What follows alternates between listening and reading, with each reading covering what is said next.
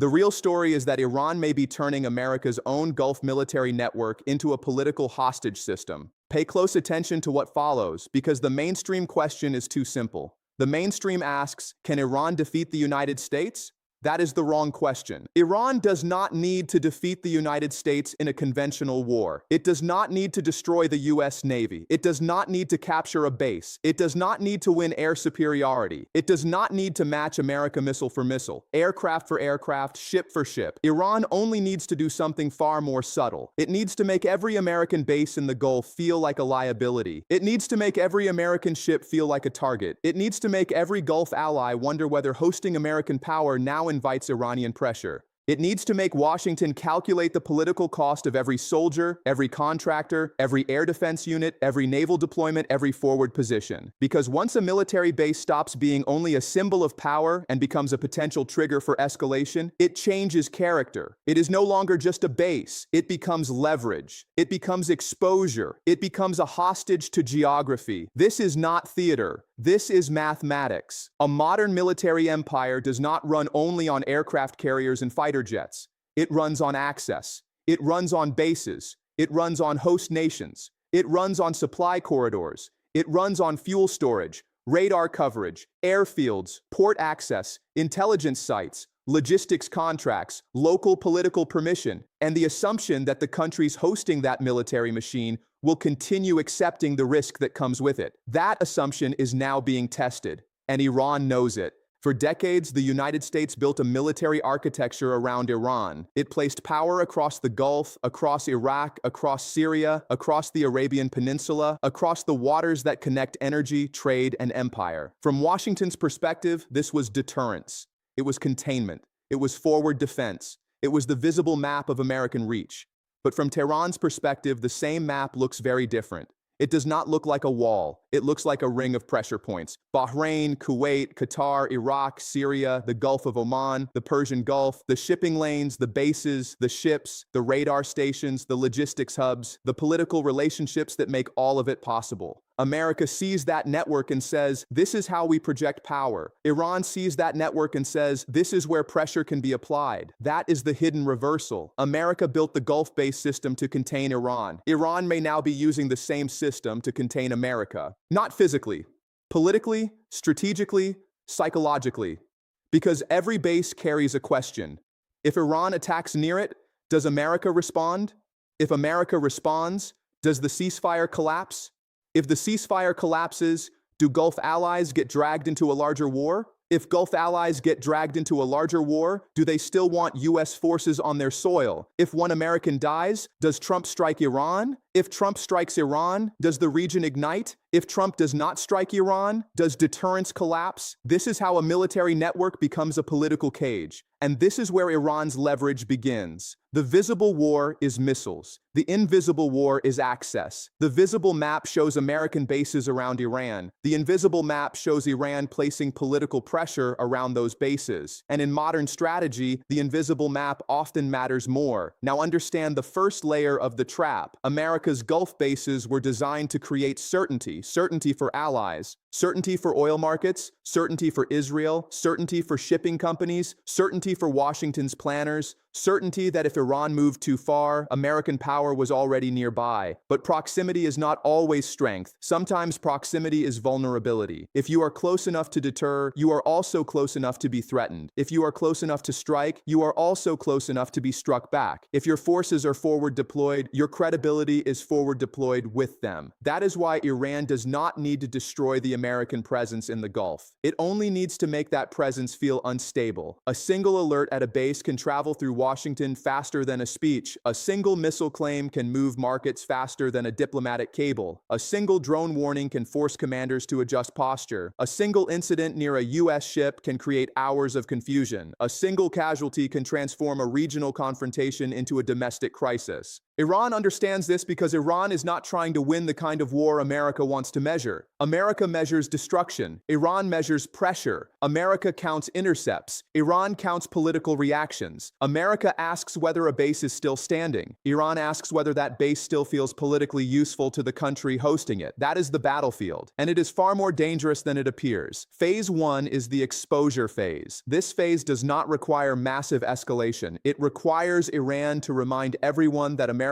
forces in the Gulf are not untouchable, not necessarily by launching a major attack. That would be too obvious, too easy to answer, too easy for Washington to frame as aggression. The more effective method is controlled pressure, warnings, claims, intercepted drones, missile movements, naval encounters, proxy statements, suspicious incidents around shipping, signals that fall short of full war but never allow the region to relax. This is the genius of gray zone pressure. It creates fear without clarity. It creates danger without clean responsibility.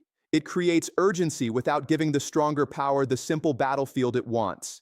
And once that atmosphere forms, every American base begins to carry a new meaning. It no longer says only, America is here. It also says, America can be pulled in here. That distinction is everything, because deterrence depends on the belief that forward presence gives Washington control. Iran's strategy may be to show that forward presence also gives Tehran options. Phase 2 is the host nation phase. This is the phase almost no one talks about honestly. American bases in the Gulf do not float in the air. They exist inside countries. They depend on governments. They depend on domestic politics. They depend on elite bargains. They depend on public silence.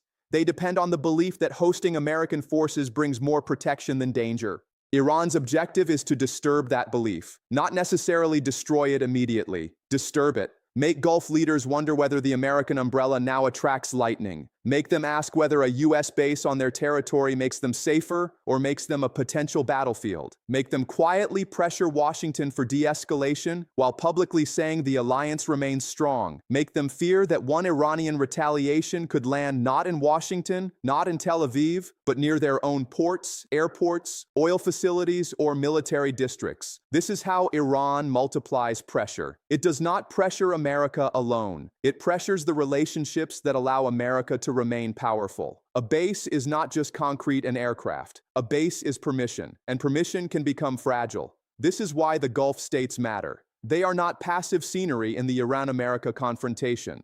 They are the platforms on which American strategy rests. If those platforms become nervous, American power becomes more complicated. Not impossible, but complicated. And in geopolitics, making your enemy's power more complicated is often the first step toward making it less useful. Phase 3 is the Washington phase. This is where the external crisis becomes an internal argument. Iran knows America is powerful. It also knows America is divided. It knows Washington can move ships quickly, but cannot always move political consensus. It knows American presidents can threaten force, but must still survive the consequences of using it. That is why every Gulf incident has two audiences. The first audience is military, commanders, bases, ships, air defense networks. The second audience is political, Congress, media, voters, allies, donors, military families, and rival factions inside Washington. Iran's pressure only needs to travel from the Gulf to Washington. Once it arrives there, America begins doing part of Iran's work by itself. One side says strike harder, another side says stop the war. One side says defend the troops, another side asks why the troops are there. One side says Iran only understands force. Another side says Iran is trying to trap America in another Middle East conflict. One side says Gulf bases prove American strength. Another side asks whether those bases have become hostages. That debate is not a side effect, it is the strategic result. Because when Washington splits, deterrence becomes harder to read. And when deterrence becomes harder to read, Tehran gains room to maneuver. This is not because Iran controls America. It does not. It is because Iran understands a simple truth about democratic superpowers. Military power requires political permission, and political permission is vulnerable to fear, fatigue, casualties, confusion, and doubt. The Gulf-based trap is designed around that vulnerability. Now, let us be clear. This does not mean Iran wants an uncontrolled war with America. That would be a catastrophic risk. Iran's leaders understand American conventional power. They understand the destructive capacity of U.S. air and naval forces. They understand that a direct, unmistakable attack on Americans could produce consequences they may not be able to manage. But strategy is not always about seeking the maximum attack. Sometimes strategy is about finding the maximum pressure short of the maximum attack. That is where Iran operates most effectively. Near the line, around the line, under the line, close enough to create fear, ambiguous enough to avoid immediate total retaliation. This is why Gulf bases are so important. They allow Iran to create pressure without necessarily beginning the war Washington expects. A base alert is not war. A missile warning is not necessarily war. A drone interception is not necessarily war. A naval encounter is not necessarily war. A proxy threat is not necessarily war. But together, they create the conditions where peace becomes exhausting. And an exhausting peace can become as strategically useful as a limited war. That is the danger, because America is now defending not only its forces, it is defending the credibility of its entire regional architecture. If US bases look vulnerable, allies get nervous. If allies get nervous, Washington must reassure them. If Washington reassures them with more deployments, Iran gets more targets to pressure. If Washington reduces exposure, critics call it retreat. If Washington strikes Iran, the ceasefire dies. If Washington absorbs pressure, deterrence looks weaker. This is the cage. Every option carries cost, and Iran does not need to choose America's next move. It only needs to make every next move worse. That is what it means to turn bases into political hostages. A hostage is valuable not because it attacks you. A hostage is valuable because it limits you. It forces you to calculate.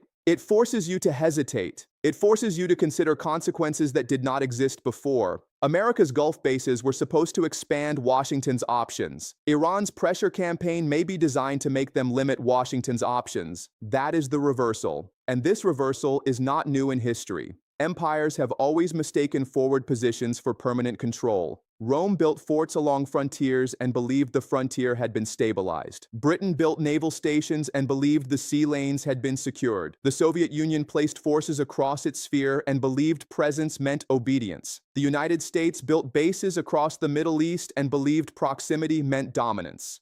But every forward position has a hidden cost. It must be defended. It must be supplied. It must be politically justified. It must be protected from attack. It must be explained when danger rises. And if the enemy can make the cost of maintaining that position greater than the visible benefit, then the base begins to lose its strategic meaning. It remains physically present, but politically weakened. This is how power erodes without disappearing. American forces do not need to leave the Gulf tomorrow for Iran to gain leverage. They only need to become more expensive to keep there. More controversial, more exposed, more difficult for host countries to defend, more difficult for Washington to explain, more vulnerable to becoming the trigger for a war nobody wants but everyone has prepared for. That is the entire point. Now consider the geography. Iran sits close enough to the Gulf to make American presence permanently nervous. The Gulf is narrow, the bases are known, the shipping lanes are crowded, the oil infrastructure is critical, the host countries are wealthy but geographically exposed. The US Navy is powerful, but power in confined waters always operates under pressure. This is not the open Pacific. This is a pressure chamber. And in a pressure chamber, small events have large consequences. A drone near a base, a missile near a ship, a warning near an oil facility, a claim of retaliation, a single radar alert, a single casualty. These are not minor events when the political system is already tense. They become sparks inside a room filled with gas. That is why Iran's strategy may be less about spectacular destruction and more about permanent tension. Permanent tension forces America to spend money, spend attention, spend political capital, spend military readiness, spend alliance credibility, spend presidential bandwidth. Every day that US forces remain under threat, Washington pays a cost. Every day that Gulf allies fear retaliation, Washington pays a cost. Every day that markets price regional instability, Washington pays a cost. Every day that the ceasefire survives only by luck, Washington pays a cost. Iran's calculation may be simple. If we cannot defeat American power directly, we can make American power expensive to maintain. And that is a real strategy. Not glamorous, not clean, not cinematic in the way television understands war, but historically effective. Because great powers rarely lose because they cannot win battles. They lose when every victory costs more than the political system wants to pay. That is the danger America faces in the Gulf. Not defeat, overextension, not collapse, constraint, not military weakness, political exposure. The bases are still there, the ships are still there, the weapons are still there, the alliance structure is still there. But Iran is asking a deeper question. Are they still assets if every one of them can become a trigger? That is the question Washington does not want to answer, because answering it honestly would require admitting that American power in the Gulf has entered a more fragile phase. The old confidence was simple: bases deter Iran. The new reality may be more complicated. Bases deter Iran, but also give Iran pressure points. Both can be true at the same time. That is what makes the situation dangerous. The same base that reassures an ally can endanger that ally. The same ship that projects power can become a headline risk. The same troop deployment that signals strength can become a political vulnerability. The same forward presence that once stabilized the region can now become the mechanism through which escalation spreads. This is not a contradiction. It is the logic of empire under pressure. Now, what is America's answer? More air defense, more ships, more warnings, more sanctions, more diplomatic pressure? All of those may matter, but none of them fully solve the central problem. Because the central problem is not only whether America can protect its bases. The central problem is whether America can protect the political meaning of those bases. A defended base can still be a liability. A protected ship can still be a provocation. A surviving military network can still be strategically expensive. And Iran understands that survival is not the same as freedom of action. If America's forces remain safe only by staying on constant alert, that is a cost. If Gulf allies host American forces only while fearing Iranian retaliation, that is a cost. If Washington can deter Iran only by risking a wider war every time an incident occurs, that is a cost. If Trump must respond to every provocation through the lens of domestic politics, that is a cost. Iran's strategy is built around accumulating those costs. Not in one day, not in one strike, not in one dramatic escalation, but slowly, incident by incident, warning by warning, base alert by base alert, headline by headline, until the question changes. At first, Washington asks, how do we contain Iran? Later, Washington may ask, how do we keep our own regional architecture from containing us? That is the moment Iran wants. Because the strongest form of pressure is not when you force your enemy to move. It is when you make your enemy afraid of moving. And right now, America's Gulf posture may be entering exactly that zone. Too much presence to ignore. Too many troops to risk. Too many allies to reassure. Too many bases to protect. Too many ships to defend. Too many political consequences attached to every incident. This is how the trap works. Iran does not need to pull America into war immediately. It needs to make the possibility of war follow America everywhere in the Gulf. That possibility becomes the hostage taker, and America's bases become the hostages. Now, capability is not inevitability. Iran may choose restraint. Washington may manage the crisis. Gulf states may pressure both sides to step back. Diplomacy may create temporary distance. Military commanders may avoid miscalculation. The ceasefire may survive another week, another month, perhaps longer. But capabilities carefully built do not disappear. Geography does not disappear.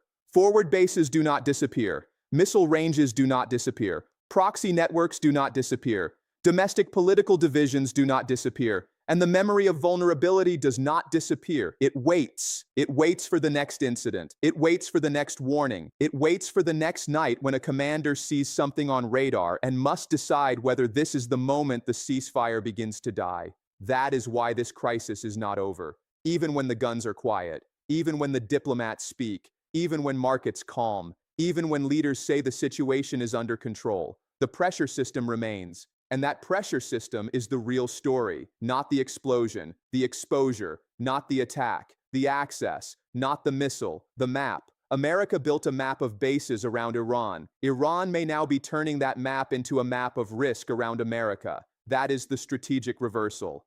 And if Washington does not understand it, the next phase of this conflict will not surprise us because it was invisible. It will surprise us because it was visible all along, and almost nobody wanted to describe it plainly. So the real question is not whether America can defend its Gulf bases. It can. The real question is whether America can still use those bases freely when Iran has learned how to make every one of them politically expensive. What do you think? Are America's Gulf bases still the foundation of deterrence, or has Iran found a way to turn them into political hostages? Share your perspective in the comments, because this debate is not only about Iran, it is not only about the Gulf, it is not only about one base, one ship, or one warning shot. It is about whether American power still controls the map, or whether the map has quietly begun controlling America.